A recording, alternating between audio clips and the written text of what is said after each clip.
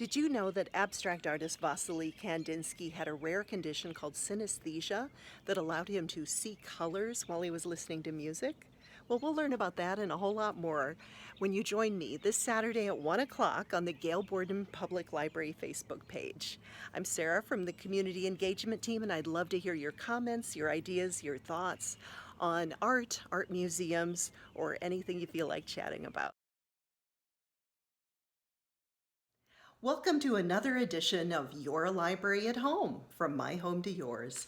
Hi everybody, I'm Sarah. I'm part of the community engagement team at the library. And today I'm starting a new segment that I like to call One Fun Thing. I think in the midst of what we're all going through, being stuck at home, working from home, studying from home, taking care of ourselves and our families, that it's important to remember to take time out for yourself and do one fun thing. 10 fun things is even better, but today we're going to start with one, and it is the art of Wassily Kandinksy. So here's the artist we're talking about today, Wassily Kandinksy. Here is his work called Color Study, Squares with Concentric Circles. That's from 1913. And then I'm going to show you a piece that I used to be an art volunteer in the classroom, and this is a piece created by fifth graders. And you can see how nicely it lends itself to a collage. They've used watercolors, and some of the kids have used pastels, but you can see how all the bright colors come together and make a really nice finished piece. Here is what we are going to use. I've cut out some squares of 4-inch by 4-inch watercolor paper. It's a fairly thick kind of paper that's good for watercolors. So I have that, but you can also use palette paper. You can even use any white paper, typing paper you have at home, or you could even use construction paper. And then for the different art supplies, I've put out watercolor paints and brushes.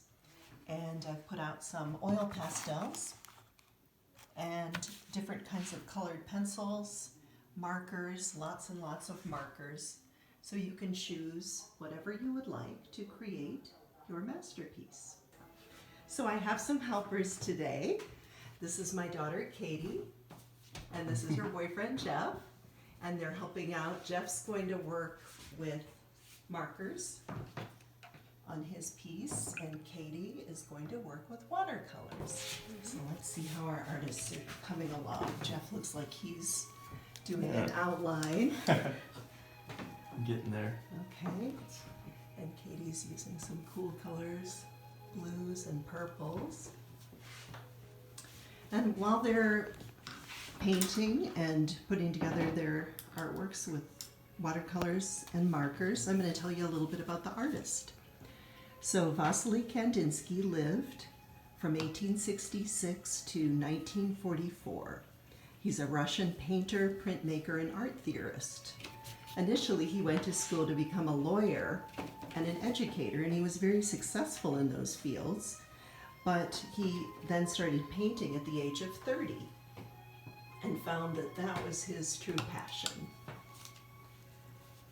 He's one of the founding fathers of the abstract art movement, and he once said, "Everything starts with a dot." And about abstract art, he said, "The more frightening the world becomes, the more art becomes abstract." So we're in a pretty surreal time right now, and I think the surreal painting is especially appropriate. Some interesting facts about Kandinsky are that it was believed that he had something called synesthesia, which allowed him to see colors when he listened to music. And we do have some music playing in the background. We have Vivaldi's Four Seasons for our young artists today. And Kandinsky painted feelings, not people or things. He was also very musical himself. He was a brilliant violinist when he was only about 9 or 10. And when he painted, he listened to the music, especially classical music like this.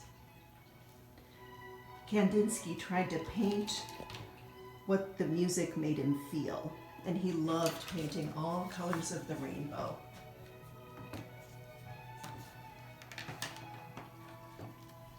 And our artist artists are at work choosing their colors.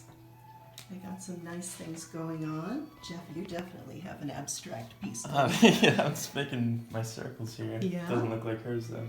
Well, it doesn't have to. For artist Wassily Kandinski, his synesthesia condition allowed him to see colors when he heard music and to hear music when he painted. Music and color were bound together in his mind, and in turn helped Kandinsky to create some of the most celebrated paintings we know today. And he believed also that shapes and colors alone could be art. And that was a different perspective at the time when realism was very big, and this was a new movement, the abstract art and the impressionism.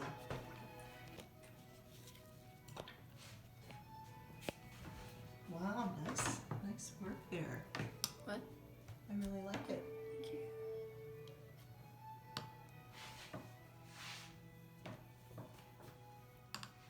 And what do you guys think? It's pretty relaxing to paint and draw, isn't it? Yeah. Yes, it is. Most definitely. Yeah. Now we're starting on our second artwork. Katie is working in watercolor, and Jeff is working with oil pastels. All right, our artists have completed their work, and here's what we ended up with. Jeff's pieces, here's his first one, made with colored pencils and markers. The second one with oil pastels. Katie's first one with Watercolors. watercolors. Katie's first one with watercolors, and her second one with watercolors. Thank you both for helping us celebrate one fun thing, and the art of Wassily Kandinski. So our whole family ended up getting involved in this art project, and we wanted to show you what it looked like when we put all our pieces together on a poster board. We used a variety of materials. We used watercolors, and we used colored pencils. We used markers, and we used oil pastels. And the best thing about this project is you can't do it wrong. So go ahead and grab your own art supplies and have a great time. Good luck. Thanks so much for joining us today for Your Library at Home. Hope you enjoyed our program on the art of Wassily Kandinsky. Try this project at home and remember to do one fun thing a day. Take care, be safe, and we'll see you soon. So long, everybody.